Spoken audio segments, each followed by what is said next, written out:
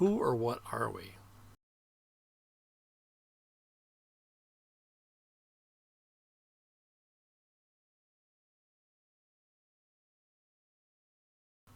What I mean by we is we as humans.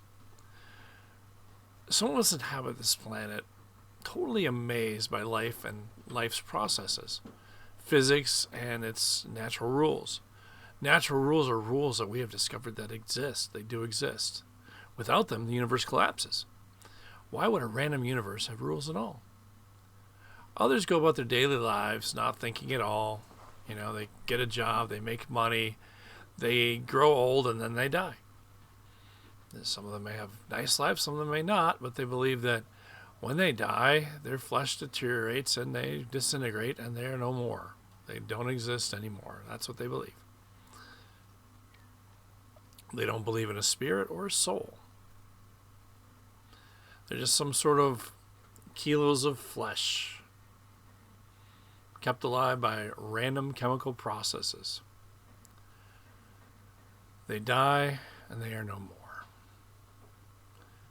The only memory of them are government records. Maybe someone's got some pictures of them that have their names annotated on them. Maybe they're in some video, or maybe their voice is actually recorded. Maybe there's some record of them, and people look them up and say, they see them in a video or something, and they look them up and they go, "Huh, that person died." And then that's it.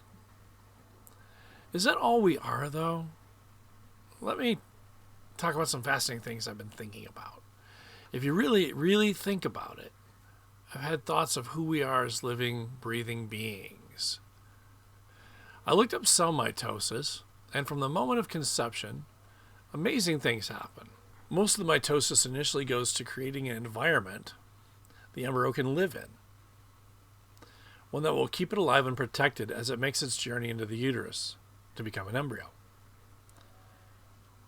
Actually, the new human being starts as a zygote, then it becomes a blastocyst, and then it becomes an embryo. I know blastocyst sounds like a cancer, but that's what the biological term for it is. While this process takes place, the habitat is being formed around the embryo. And that's where, like I said at the beginning, most of the cell mitosis is using its energy to create that environment. So this is kind of like the shipyard is being created around the blastocyst or the zygote or whatever, and then eventually the embryo. We'll call it the embryo because that's what's going to become. And then the submarine's created around the embryo. Then the water's filled into the dry dock, and then the dry dock lets loose, and the submarine makes its journey all the way to the uterus, which happens within 6 days. Now, it creates an environment for the cell to move through, the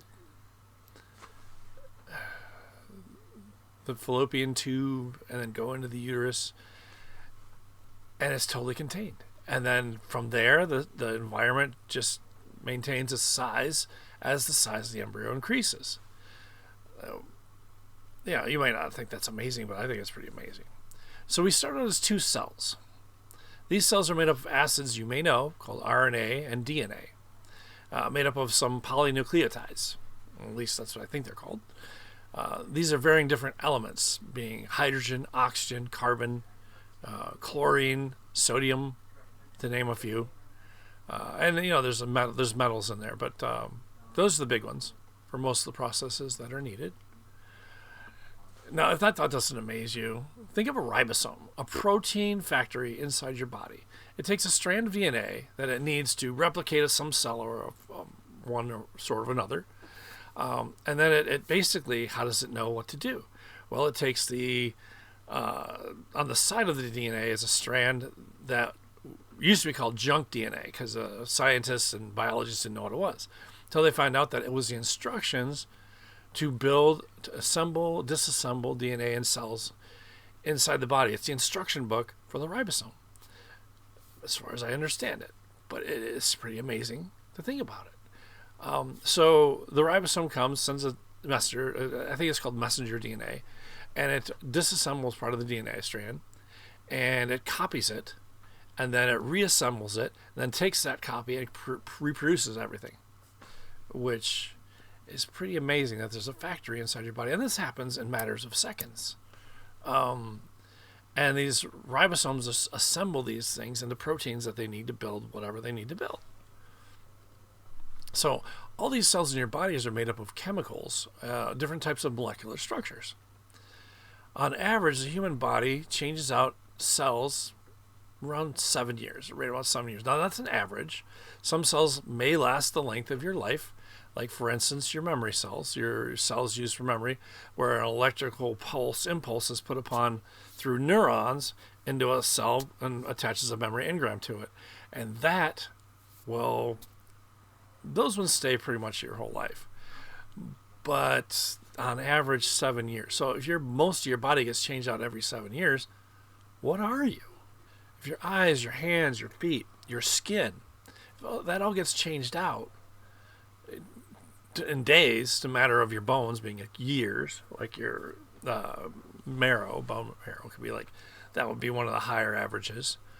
Then what are we? We think, we breathe, we live, but what is doing the thinking? A bunch of random chemical processes? No, it is proven that these chemical processes are not random. Not random at all. It doesn't suspend credibility to believe that we were actually designed. A single cell is as complex as a metropolitan city. That is something that doesn't happen by accident. It's like throwing a whole bunch of metal parts up in the air, a billion times, and expecting to have an airplane.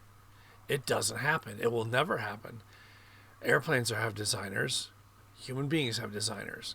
And what we are, it's weird, because if our flesh changes out so often, why do we maintain our look? Why do we maintain our the who we are, what we look like? Why do we keep the skin the same? Except for all these skin tags that I have now, and signs of old age. Why do we age? Why doesn't the DNA just keep replicating? Why do our eyes stay the same color? Why does our height stay pretty much the same from the time you're 21 to the time you're 55? Because I think I'm shrinking now, but what is this chemical soup that makes up our bodies? It's not us. I mean, because in the blink of an eye, or within a couple of years, what you were the year before is gone. It's all gone. Only thing left is a couple of memory engrams. So, what are we? Our likeness endures through all these processes of cell reproduction, disposal, and ingestion. Our minds endure all this. Well, some of ours anyway. Take a moment to think about who we are. It is really a mind-boggling question if you haven't experienced any of the answers from the designer. We can't just be here by accident. There are physical rules that govern the universe. And the body is part of that universe.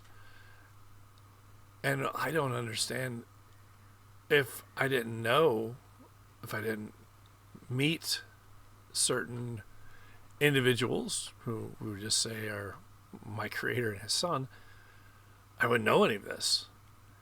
And even if you're an atheist or if you're an agnostic, you have to know that we are not this crude matter that makes up our body. This is just physical. There's got to be something holding this all together to make it do what it's doing. Otherwise, nothing makes sense. And maybe you like the universe not making sense to you, but everything else in the universe shows that the universe does make sense. So, what are we?